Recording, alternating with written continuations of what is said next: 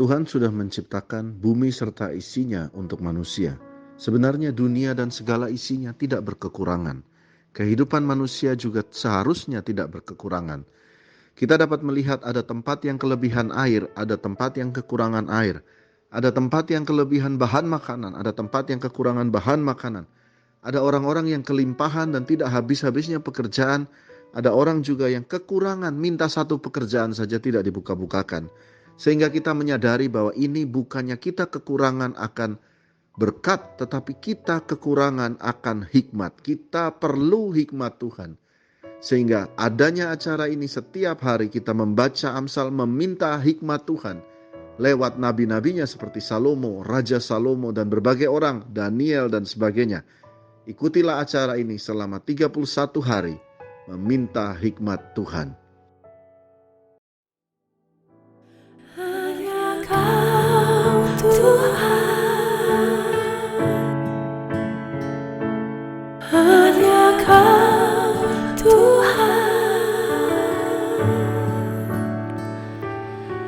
tiada seperti-Mu Tuhan, ditinggikan di bumi. Hanya Kau Tuhan, hanya Kau Tuhan, sumber segala kekuatan,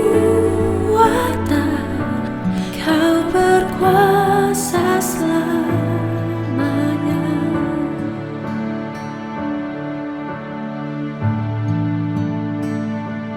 Hanya Kau Tuhan, hanya Kau Tuhan, tiada seperti-Mu Tuhan, ditinggikan di bumi. Hanya Kau Tuhan, hanya Kau Tuhan, sumber segala kekuatan, Kau berkuasa selamanya.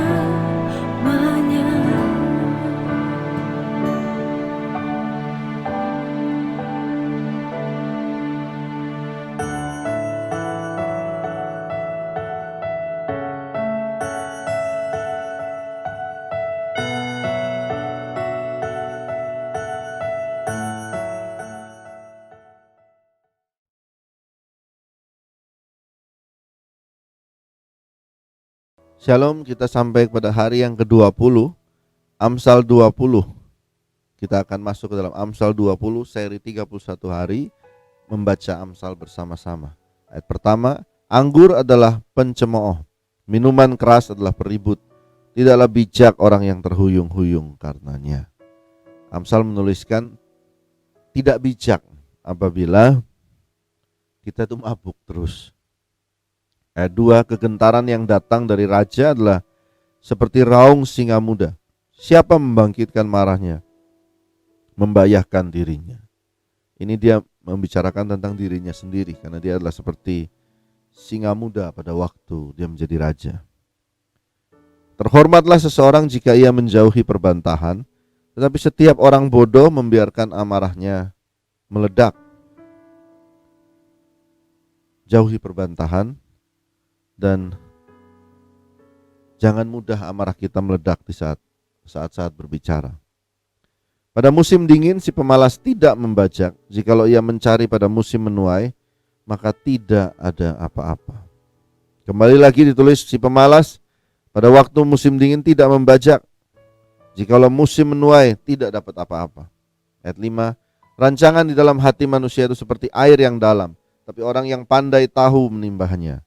Ayat 6, banyak orang menyebut diri baik hati, tetapi orang yang setia siapakah menemukannya? Ayat 7, Orang benar yang bersih kelakuannya, berbahagialah keturunannya. Ayat 8. Raja yang bersemayam di atas kursi pengadilan dapat mengetahui segala yang jahat dengan matanya. Dia kembali membicarakan dirinya sendiri karena dia adalah seorang raja, Salomo ya. Dia berkata raja yang bersemayam di atas kursi pengadilan, dia raja juga hakim pada waktu itu, dapat mengetahui segala yang jahat dengan matanya. Ayat 9, siapa dapat berkata, aku telah membersihkan hatiku, aku tahir daripada dosaku. Dua macam batu timbangan, dua macam takaran, kedua-duanya adalah kekejian bagi Tuhan.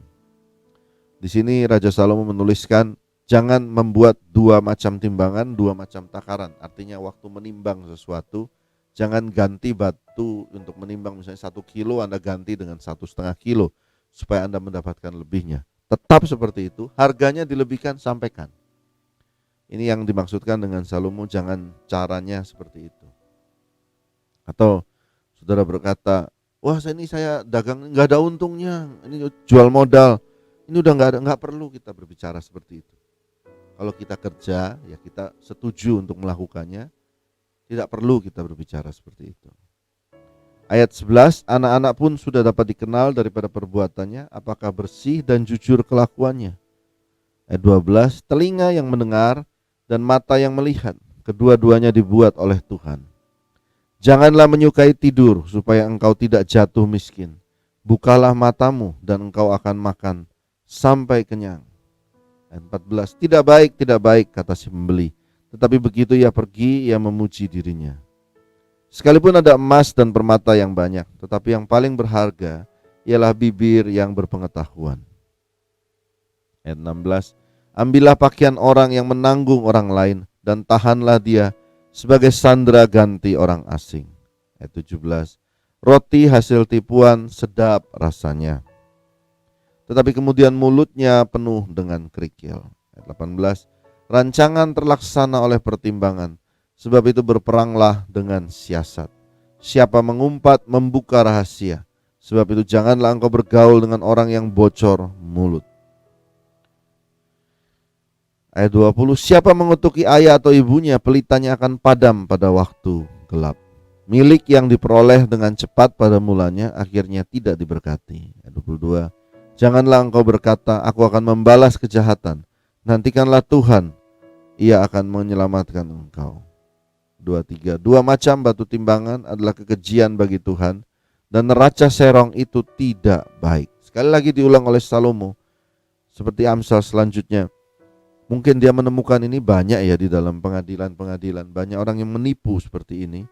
Dia berkata dua macam batu timbangan adalah kekejian bagi Tuhan. Neraca serong, timbangan yang serong, itu tidak baik.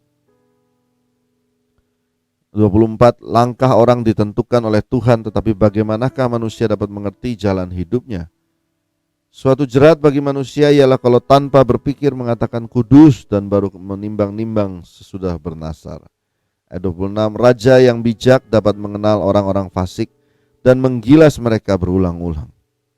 27, roh manusia adalah pelita Tuhan yang menyelidiki seluruh lubuk hatinya. 28, kasih dan setia melindungi raja, dan dengan kasih ia menopang tahtanya. Hiasan orang muda ialah kekuatannya, dan keindahan orang tua ialah uban. 30, bilur-bilur yang berdarah membersihkan kejahatan, dan pukulan membersihkan lubuk hati.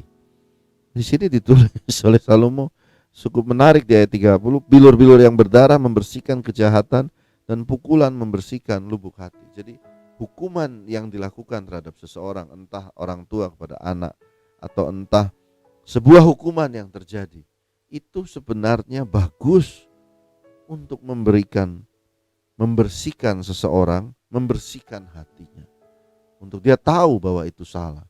Kadang-kadang pun apabila Tuhan membawa kita ke dalam tempat-tempat yang berat, kita tahu kadang, oh mungkin saya dihukum ini. Nah, pada waktu itu kita tahu, oh hati kita pun dibersihkan.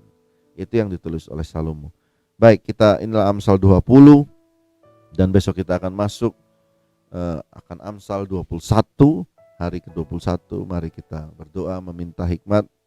Terima kasih Tuhan, kembali kami datang padamu pagi hari ini, dan kami bertelut merendahkan hati untuk meminta hikmat daripada-Mu Tuhan. Berikan kami hikmat setiap hari.